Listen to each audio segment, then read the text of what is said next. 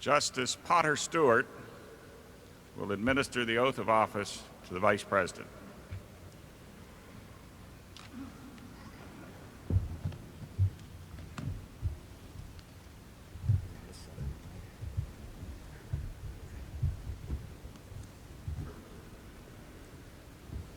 I, George Herbert Walker Bush, I, George Herbert Walker Bush, do solemnly swear that I will support and defend the Constitution of the United States I will support and defend the Constitution of the United States against all enemies, foreign and domestic, against all enemies, foreign and domestic, that I will bear true faith and allegiance to the that same, I will bear true faith and allegiance to the same, that I take this oath, this obligation freely, that I take this obligation freely, without any mental reservation without any mental reservation or purpose of evasion, that I will well and faithfully discharge the duties of the office on which I am about to enter. So help you God. So help me God.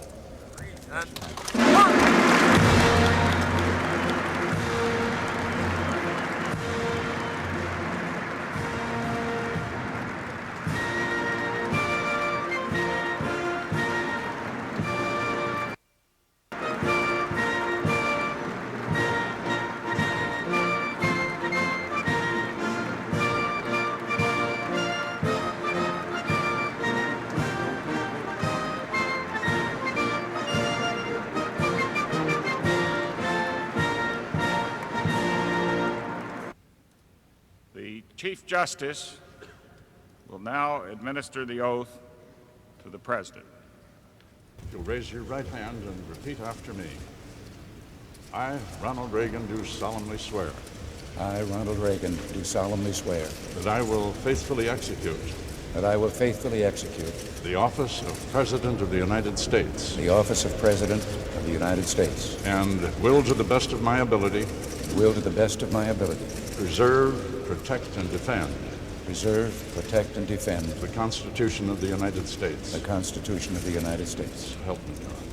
So help me God. Congratulations, sir.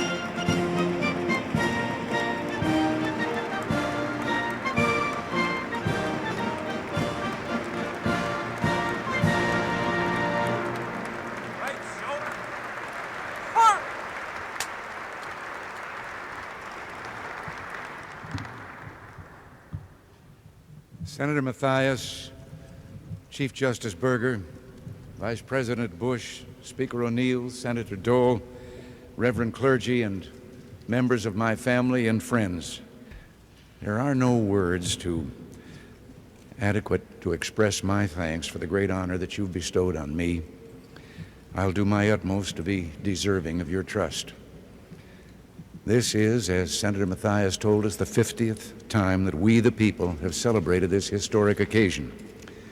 When the first president, George Washington, placed his hand upon the Bible, he stood less than a single day's journey by horseback from raw, untamed wilderness. There were 4 million Americans in a union of 13 states. Today, we are 60 times as many in a union of 50 states. We've lighted the world with our inventions, gone to the aid of mankind wherever in the world there was a cry for help, journeyed to the moon and safely returned. So much has changed, and yet we stand together as we did 2 centuries ago. When I took this oath 4 years ago, I did so in a time of economic stress. Voices were raised saying that we had to look to our past for the greatness and glory. But we, the present-day Americans, are not given to looking backward. In this blessed land, there is always a better tomorrow. 4 years ago, I spoke to you of a new beginning, and we have accomplished that. But in another sense, our new beginning is a continuation of that beginning created 2 centuries ago, when, for the first time in history, government, the people said, was not our master, it is our servant. Its only power, that which we, the people, allow it to have. That system has never failed us, but for a time, we failed the system. We asked things of government that government was not equipped to give. We yielded authority to the national government that properly belonged to states or to local governments or to the people themselves. We allowed taxes and inflation to rob us of our earnings and savings and watched the great industrial machine that had made us the most productive people on earth slow down and the number of unemployed increase. By 1980, we knew it was time to renew our faith, to strive with all our strength toward the ultimate in individual freedom consistent with an orderly society. We believed then and now there are no limits to growth and human progress when men and women are free to follow their dreams. And we were right.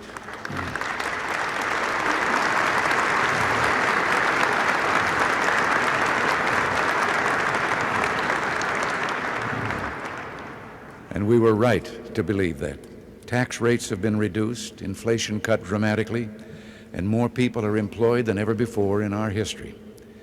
We are creating a nation once again, vibrant, robust, and alive. But there are many mountains yet to climb. We will not rest until every American enjoys the fullness of freedom, dignity, and opportunity as our birthright. It is our birthright as citizens of this great republic. And if we meet this challenge, these will be years when Americans have restored their confidence and tradition of progress, when our values of faith, family, work, and neighborhood were restated for a modern age, when our economy was finally freed from government's grip, when we made sincere efforts at meaningful arms reductions and by rebuilding our defenses, our economy, and developing new technologies, helped preserve peace in a troubled world. When America courageously supported the struggle for individual liberty, self-government, and free enterprise throughout the world, and turned the tide of history away from totalitarian darkness and into the warm sunlight of human freedom.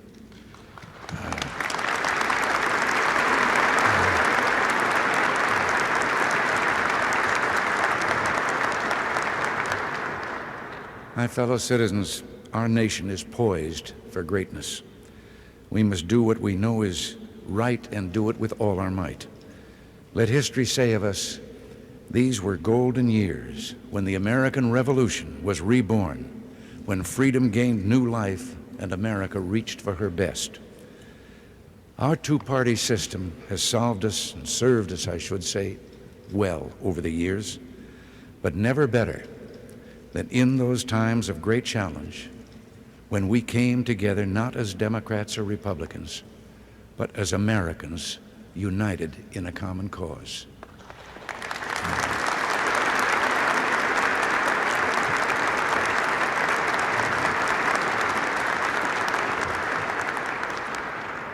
Two of our founding fathers, a Boston lawyer named Adams and a Virginia planter named Jefferson, members of that remarkable group who met in Independence Hall and dared to think they could start the world over again, left us an important lesson. They had become, in the years then in government, bitter political rivals in the presidential election of 1800. And then years later, when both were retired and age had softened their anger, they began to speak to each other again through letters. A bond was reestablished between those two who had helped create this government of ours. In 1826, the 50th anniversary of the Declaration of Independence, they both died. They died on the same day, within a few hours of each other, and that day was the 4th of July. In one of those letters exchanged in the sunset of their lives, Jefferson wrote, It carries me back to the times when, beset with difficulties and dangers, we were fellow laborers in the same cause, struggling for what is most valuable to man, his right of self-government, laboring always at the same oar, with some wave ever ahead threatening to overwhelm us, and yet passing harmless. We rode through the storm with heart and hand. Well, with heart and hand, let us stand as one today. One people under God, determined that our future shall be worthy of our past. As we do, we must not repeat the well-intentioned errors of our past. We must never again abuse the trust of working men and women by sending their earnings on a futile chase after the spiraling demands of a bloated federal establishment. You elected us in 1980 to end this prescription for disaster, and I don't believe you re-elected us in 1984 to reverse course.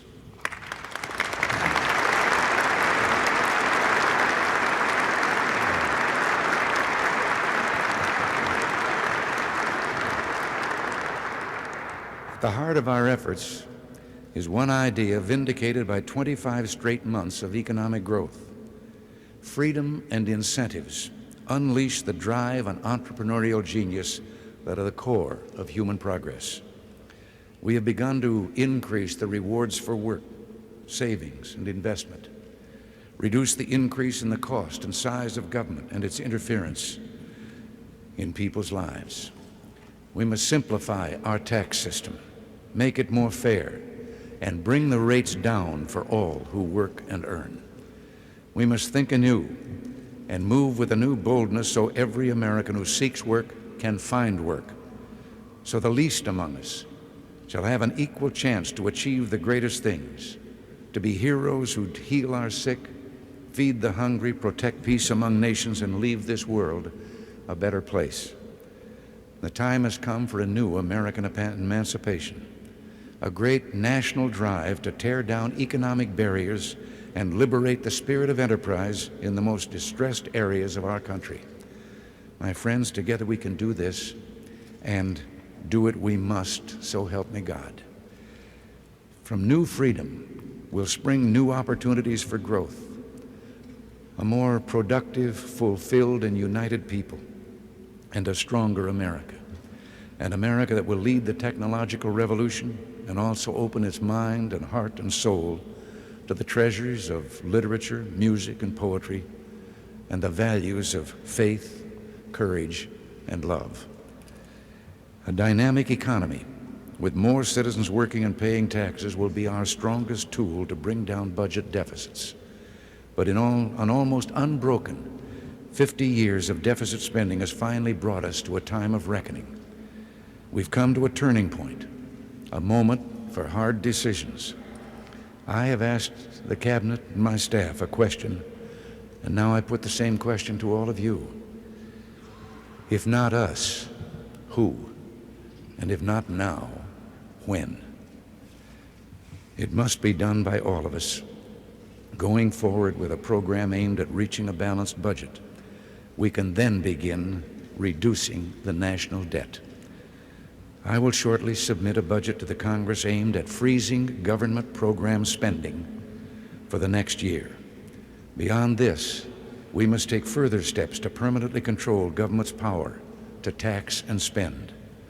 We must act now to protect future generations from government's desire to spend its citizens' money and tax them into servitude when the bills come due. Let us make it unconstitutional for the federal government to spend more than the federal government takes in.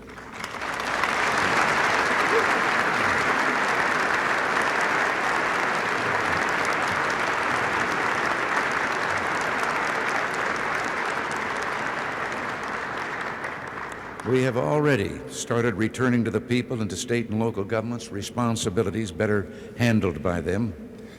Now, there is a place for the federal government in matters of social compassion, but our fundamental goals must be to reduce dependency and upgrade the dignity of those who are infirm or disadvantaged. And here, a growing economy and support from family and community offer our best chance for a society where compassion is a way of life, where the old and infirm are cared for, the young and, yes, the unborn protected, and the unfortunate looked after and made self-sufficient.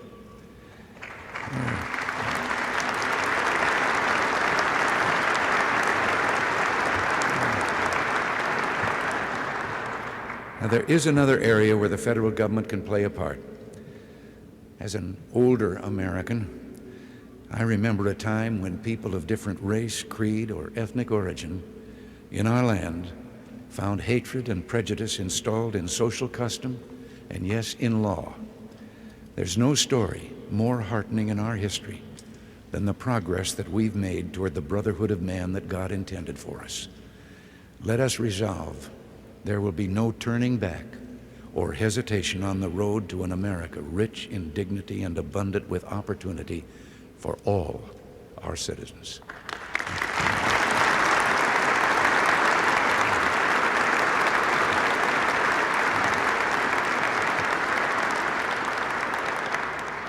Let us resolve that we, the people, will build an American opportunity society in which all of us, white and black, rich and poor, young and old, will go forward together, arm in arm. Again, let us remember that though our heritage is one of bloodlines from every corner of the earth, we are all Americans pledged to carry on this last best hope of man on earth.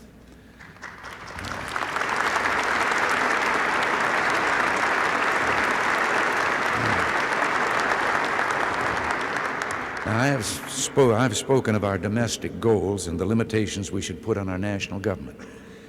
Now let me turn to a task that is the primary responsibility of national government, the safety and security of our people. Today we utter no prayer more fervently than the ancient prayer for peace on earth.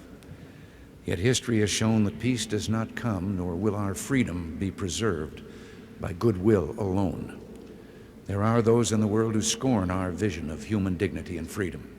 One nation, the Soviet Union, has conducted the greatest military buildup in the history of man, building arsenals of awesome offensive weapons.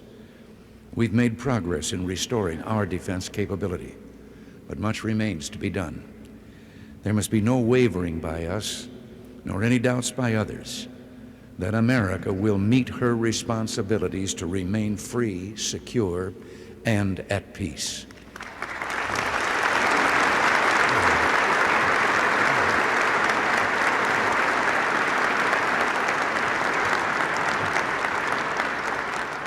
There is only one way safely and legitimately to reduce the cost of national security, and that is to reduce the need for it.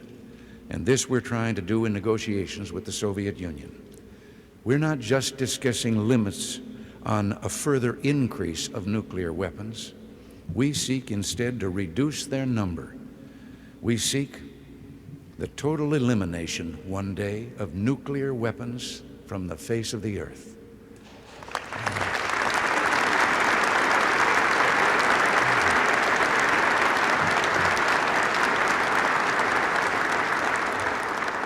Now, for decades, we and the Soviets have lived under the threat of mutual assured destruction. If either resorted to the use of nuclear weapons, the other could retaliate and destroy the one who had started it. Is there either logic or morality in believing that if one side threatens to kill tens of millions of our people, our only recourse is to threaten killing tens of millions of theirs? I have approved a research program to find, if we can, a security shield that will destroy nuclear missiles before they reach their target. It wouldn't kill people. It would destroy weapons. It wouldn't militarize space.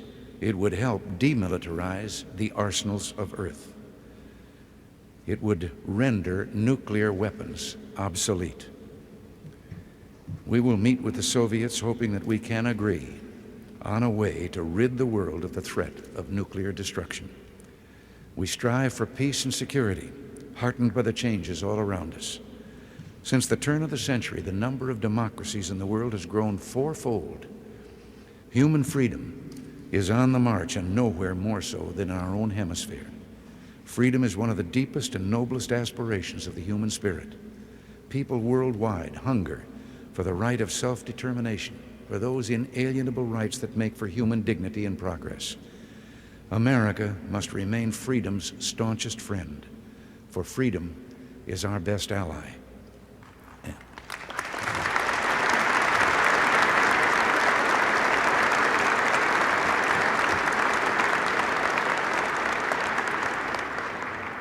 And it is the world's only hope to conquer poverty and preserve peace. Every blow we inflict against poverty will be a blow against its dark allies of oppression and war. Every victory for human freedom will be a victory for world peace. So we go forward today, a nation still mighty in its youth and powerful in its purpose. With our alliances strengthened, with our economy leading the world to a new age of economic expansion, we look to a future rich in possibilities. And all of this is because we worked and acted together, not as members of political parties, but as Americans. My friends, we live in a world that's lit by lightning. So much is changing and will change, but so much endures and transcends time. History is a ribbon always unfurling. History is a journey. And as we continue our journey, we think of those who traveled before us. We stand again at the steps of this symbol of our democracy, or we would have been standing at the steps if it hadn't gotten so cold. Now we're standing inside this symbol of our democracy. And we see and hear again the echoes of our past. A general falls to his knees in the hard snow of Valley Forge. A lonely president paces the darkened halls and ponders his struggle to preserve the Union. The men of the Alamo call out encouragement to each other. A settler pushes west and sings a song, and the song echoes out forever and fills the unknowing air. It is the American sound. It is hopeful, big-hearted, idealistic, daring, decent, and fair. That's our heritage. That's our song. We sing it still. For all our problems, our differences, we are together as of old. We raise our voices to the God who is the author of this most tender music. And may he continue to hold us close as we fill the world with our sound in unity, affection, and love. One people, under God, dedicated to the dream of freedom that he has placed in the human heart, called upon now to pass that dream on to a waiting and a hopeful world. God bless you, and may God bless America. Thank you.